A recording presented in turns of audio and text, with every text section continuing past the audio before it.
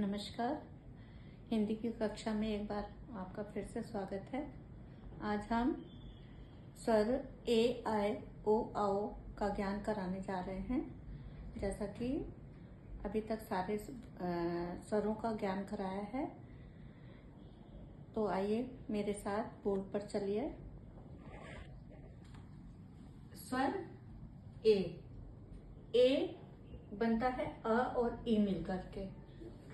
आ और ई मिलकर के बनता है और इसको अंदर की ओर ही बोलते हैं। आई, ए, आई जो है आ छोटा और बड़ा मिलाकर का भी स्वर आता है और बड़ी का स्वर आता है। इनका प्रयोग हम जब संधि विच्छेद करते हैं तब उस समय हमें इनका ध्यान रखना पड़ता है।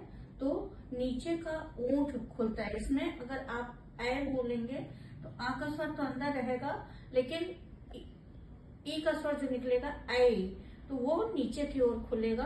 तो उससे आपको पता लगेगा जब भी आप कोई किसी भी वर्ण में मात्रा लगाएंगे तो उसका उच्चारण कैसे करेंगे। तो इसका ध्यान रखना पड़ेगा आपको।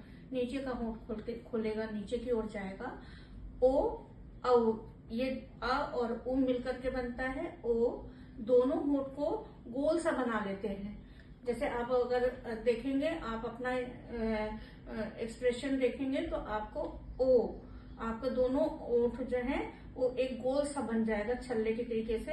और आओ जो है आ और ऊ मिलकर के बनता है। इसमें पहले आ का स्वर बोलते हैं, फिर ऊ का बाहर निकलता है स्वर, तो आओ।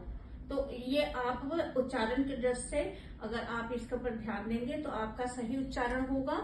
अदरवाइज आप बच्चे जो है क्या गलती करते हैं, ओ को आओ बोल देते हैं, आओ को ओ बोल देते हैं। और बोलना होता है तो और बोलते हैं, और बोलना होता है तो और बोलते हैं। तो इस बात का आप ध्यान दीजिए। ये मिस्टेक बहुत होती है बच्चों से।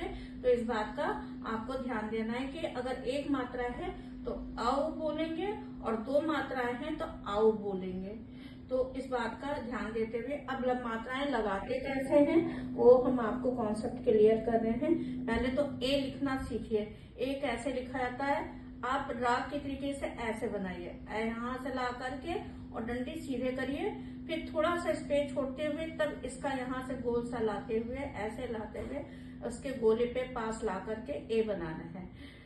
ऐसे ही ए बनेगा। इसकी मात्रा कैसे बनेगी, ऊपर से इस पार्ट के पास से गोला बनाइए छोटा सा और ऊपर से नीचे की ओर लाना है। आप लोग क्या करते हैं, नीचे से ऊपर की ओर लाते हैं तो ऊपर वाले जाके वर्ण में शब्द में लग जाती है मात्रा, तो वो गलत है। आप यहाँ पर लाइए और लाइन से ऊपर जो है शिरो रेखा जो है इसके ऊपर से छोटा सा गोला बनाते हुए और इधर वाले पार्ट में लगाना है।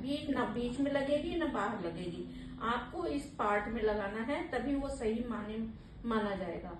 ओ में जैसे छोटा बड़ा बनाते हैं वैसे बड़ा बना करके और इसी तरीके से जैसे ये मात्रा बनी है वैसे ये भी मात्रा बनाई जाएगी। बस छोटा सा गोला बना करके और इस वाले पार्ट में आके जो पाई है उसमें जोड़ते हैं। इधर उधर पहले वाले में लगा देंगे तो गलत हो जाएगा, दूसरे वाले में लगाएंगे तभी सही माना जाएगा। जैसे और में आप ये देखिए इस तरीके से और हमने बनाया लिखा है, उसी तरीके से वर्ण में लगाएंगे। व्यंजन वर्ण में जब लगाएंगे तो मा में ओ की मात्रा ऐसे लगाते हुए पाई में ही लगाएंगे। और जैसे दोहा तो द में ओ की मात्रा लगा देंगे दोहा। तो इस तरीके से आप ओ की मात्रा लगाइए। इस तरीके से ए की मात्रा जैसे लगाना तो ने क, कैसे। क में आई की मात्रा दो मात्राएं लगती हैं कै, तो यहाँ पर ऐसे करेंगे और उसी को ऊपर से थोड़ा सा छोटा सा बना देंगे तो कै। अब कुछ बच्चे इधर उधर की तरफ ले जाते हैं तो वो गलत माना जाता है। ओ आओ में भी इस तरीके से आओ की मात्रा दो मात्राएं, पहले वाली मात्रा छोटी रहेगी, दूसरी मात्रा थोड़ी सी बड़ी रहेगी। दोनों मिलाते हुए पाई में ही मिलाएंगे।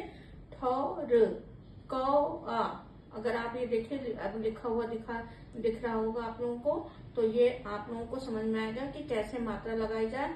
इसका आप अभ्यास करिए और अभ्यास करेंगे, जितना आप अभ्यास करेंगे उतना ही आपको खुद ही समझ में आएगा कि कैसे मात्रा लगाएं।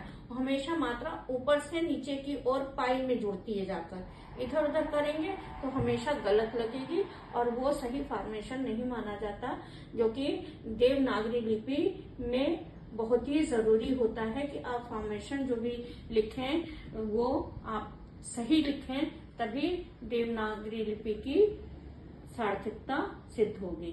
तो ये भाग आपको मेरा पसंद आ गया होगा और आशा है कि आप इससे अपने ए आई ओ आओ की मात्रा और उच्चारण सही से करेंगे और गलतियों पे ध्यान देंगे। धन्यवाद।